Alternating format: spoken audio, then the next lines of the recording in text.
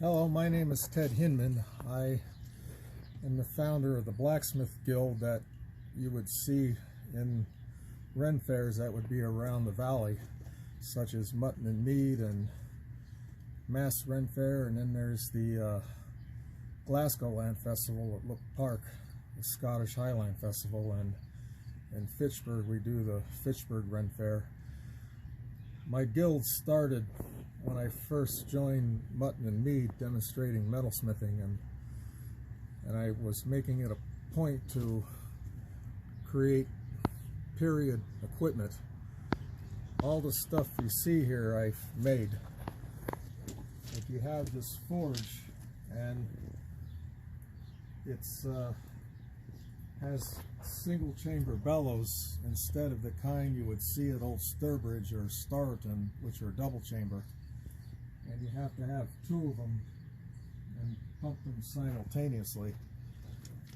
And I made these back in 2014, and you can see how they splice into one pipe, and then the blast comes in from the side, as opposed to modern forges in which the blast would come up from the bottom.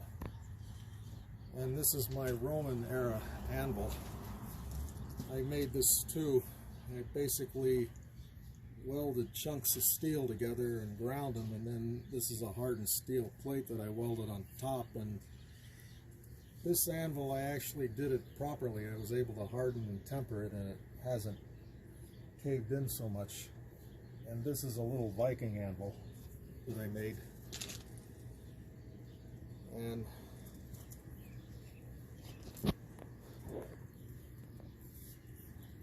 I've also made the hammers and everything, and I can show you the hammers that I've done if you would bear with me.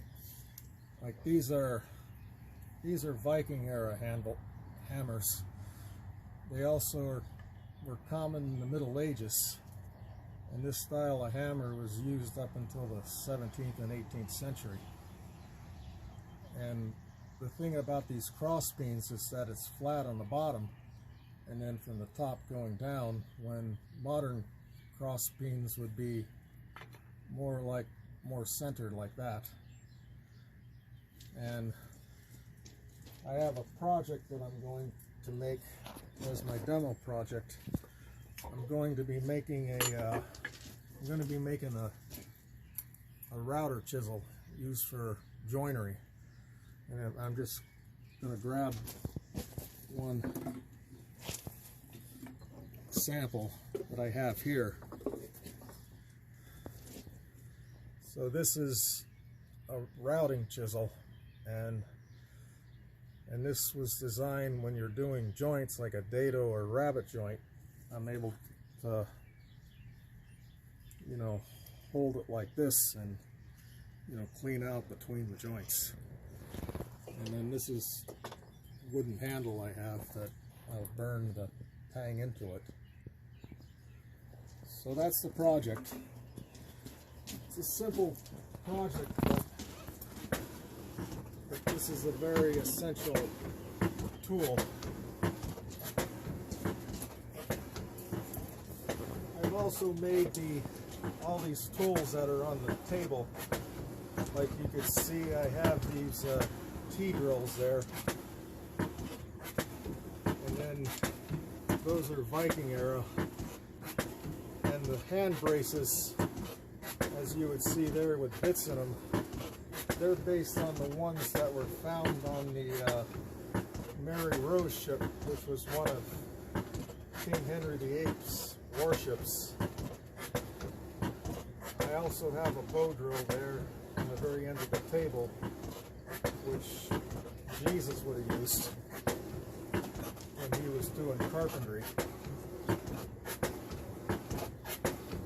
And the chisels that I have are very much similar to the Viking age chisels, and they would have had them in times of the Romans too. Basically, tools and the dynamics haven't changed so much over the centuries, but at the same time, there's a lot of tools that you take for granted today that would not have existed in the same style. these anvils here is more of a block of metal than what looks like a modern anvil. And I'm taking the work out and I'm starting to shape it. So I'm just squaring it.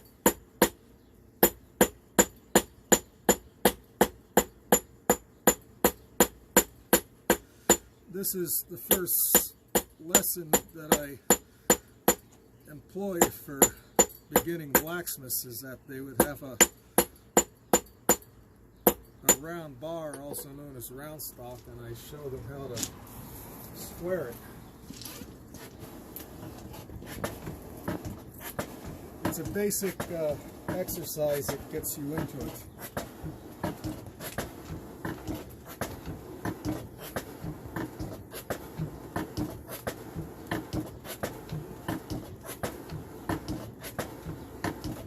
And you can see how this bellows works. It's like I'm pushing it up and I'm pulling it down. If this was a colonial era bellows, I would just be pulling down, letting it go up, and then I pull it down.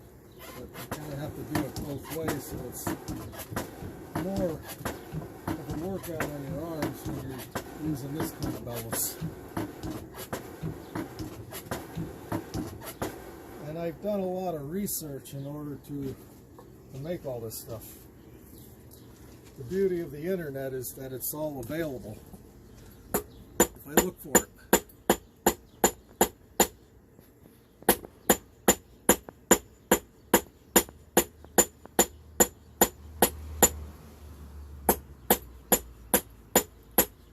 From the hammers and chisels to the anvils to the full forge.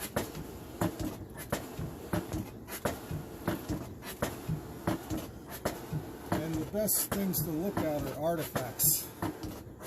There's a lot of reenactors that have done reproductions of things like this, but if you're wanting to be historically accurate, you want to go to the actual source. Like, look up museum websites and they have artifacts of anvils and forges.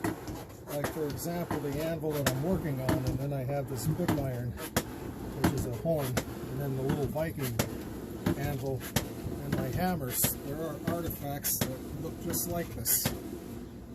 And once you discover the artifacts and you're able to successfully reproduce an artifact, then you can, then you'd have bragging rights to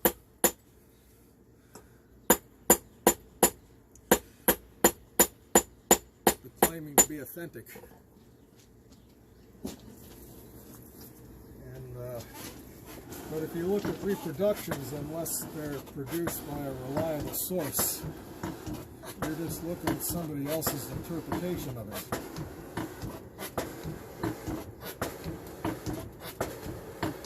So that's what I try to base it on. Sometimes there are certain things that are hard to reproduce because I may not have the tools or the skill level to do it, so I just do the best I can.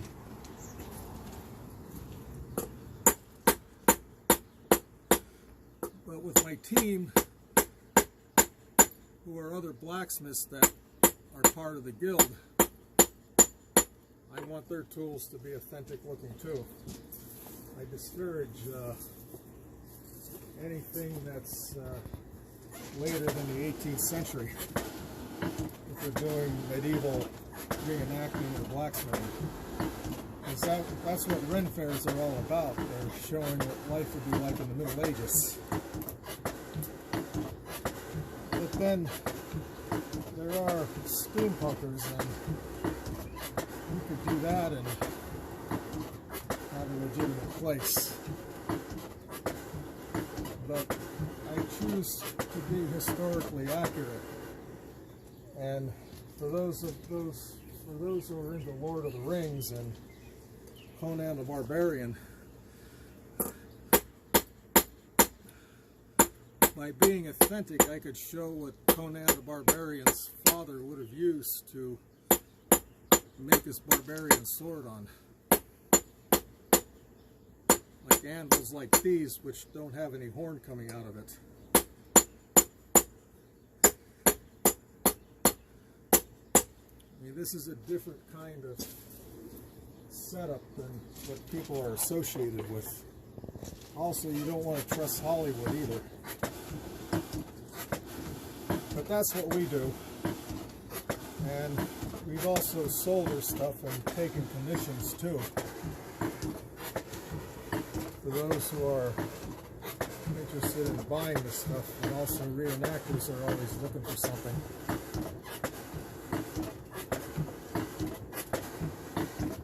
Especially those who are in SCA, Society for Creative Anachronism. Those guys are going as authentic as possible. And that's where I would come in, that I would show things that are authentic as they would have been.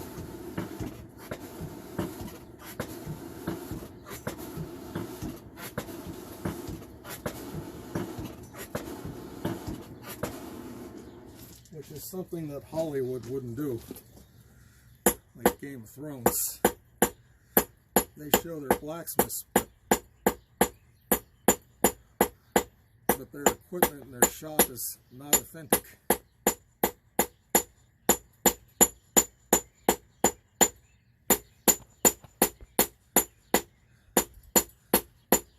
I'm forming my tang.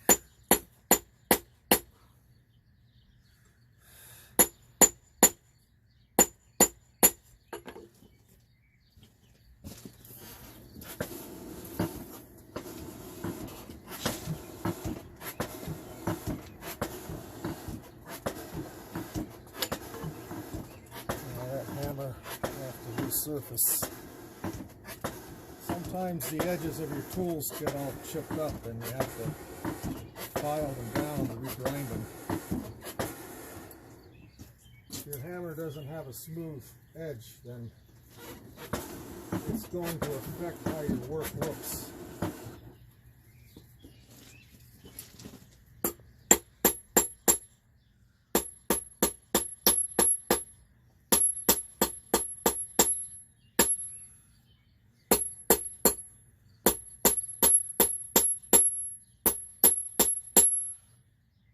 I've also made anvils for people too. It's like I have a very good rate for those who are my students and they're starting off.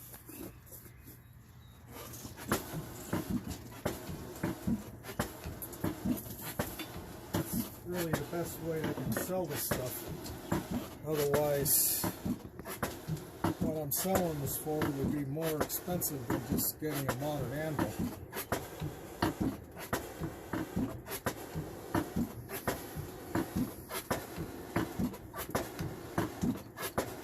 Anvils that you would see that would be weighing like 200 and 400 pounds, they would have been in a shop in the city or a bigger village or inside a castle.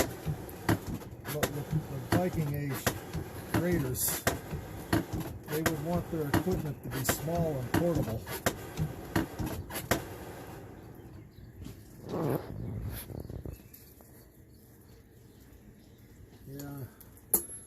I'm setting this up to cut, but I had to bend it so that I can get it further into the fire.